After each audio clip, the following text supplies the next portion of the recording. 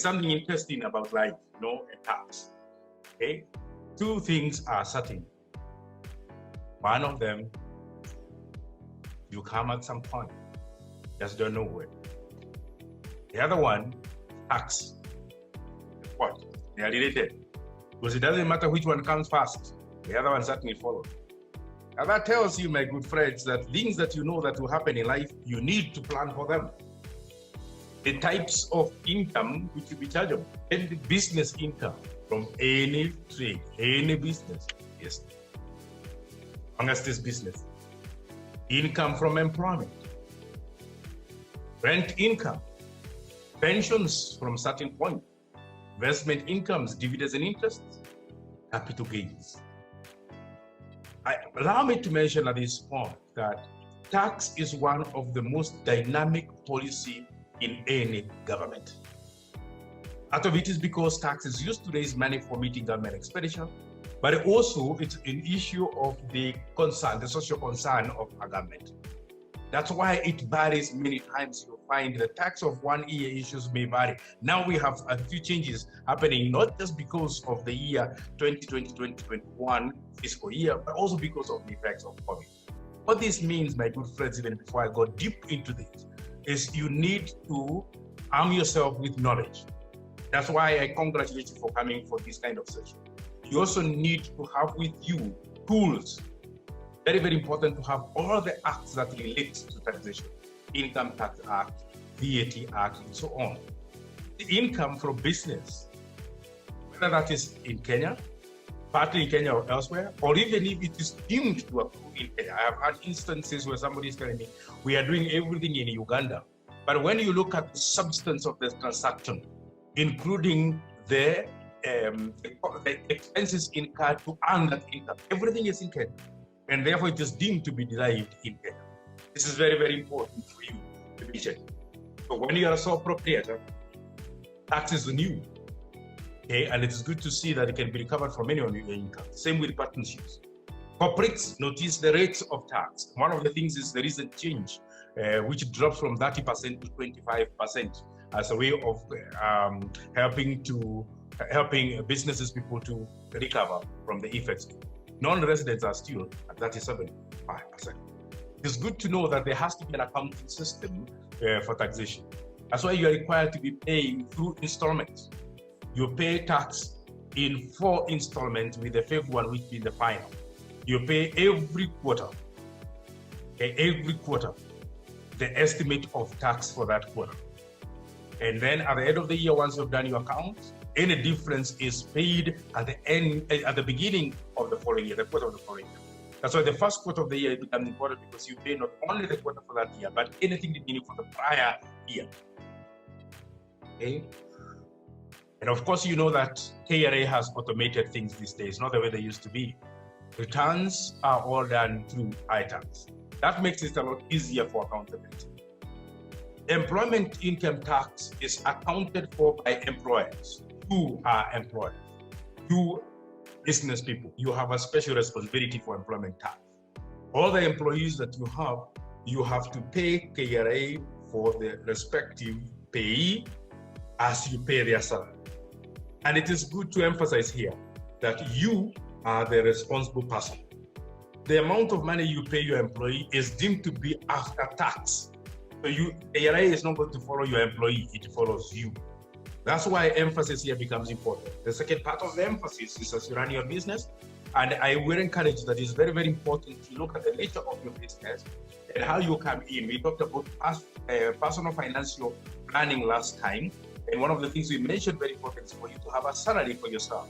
Now, it is good then you are putting yourself as an employee of the business and you're doing payment. That eases your load, of course, in the business, in paying your taxes. Right? So it's good to remember when you're working your business, you are an employer because the business is yours, an investor, but you're also an employee of your business. So you may want to look at these things. Withholding tax is not final. Okay? Withholding tax is not final. It is not a tax obligation, it's a mode of payment. And what will happen is that once you have arrived at your total income, let's say you are a professional, you do professional services, you're giving services to people who have been charging or deducting the 5%. At the end of the year, or rather every quarter, you need to compute what your income for that year is, what the installment tax is. You remove the withholding tax and remit. So withholding is just a way of the revenue authority receiving money in advance and also helping in account. Remember the date of the remittance of this on or before 20. Watu wa matatu, taxi, watu wa trucks, advance tax. Okay, advance tax. This is paid owners PSV at the rate of 60 per passenger. Okay, 720 per year per passenger. Commercial vehicles, 1,500 per ton of load capacity per year. Something else to know. Advance tax again is not final. It is a way of collecting money and accounting for it. At the end of the period, you do the same as with the holding tax. You arrive at your income tax, you remove the advance tax, and you remove.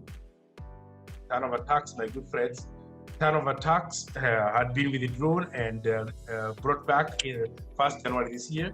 A little bit different because now you'll be paying turnover tax. Gross turnover, if the gross turnover is more than $1 million, but not more than 50. I remember before then it was 500,000 people are complaining now, and the maximum of 5 million. This is 50 million, and it's at the rate of 1% of the gross sales. If you're within this range, you'll notice that that is your taxation. Please notice the difference. It is based on your revenues, sales. It is not based on your income or profits. Turnover tax is final. Once you have paid that, it's final. It's good to know this so that you don't run into problems with some of the people telling you have paid this, you have not paid that. Capital gains. This one has seen a lot of metamorphosis. It comes, goes, okay? So it is back from 2015. It is tax on gains on sale of property, okay? It is payable on 5% of the net gain and paid by the transferor or the person who is selling, okay?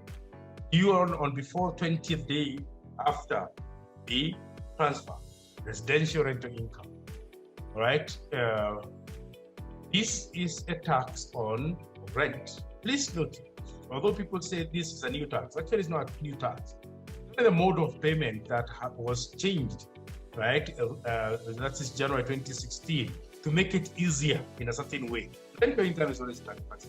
Because of the difficulty of getting landlords that are all over, right, and the accountability of it, it's made a lot easier that it's payable at the rate of 10% of the gross rent received. And you pay it according to how you receive. You receive monthly, quarterly, whatever the case is, due 20th day of the month. So no, just like turnover tax, no much accounting, just 10% of the rent that is received.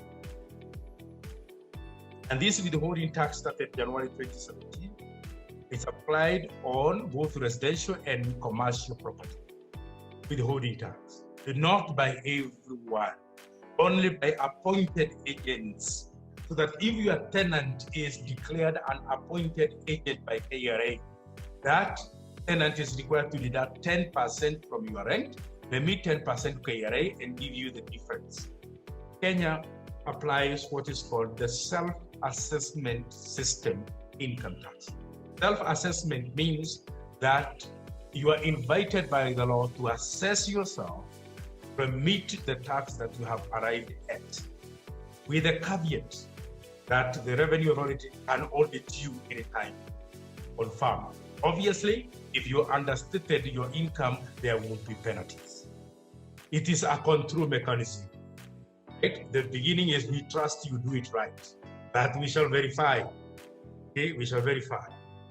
Right?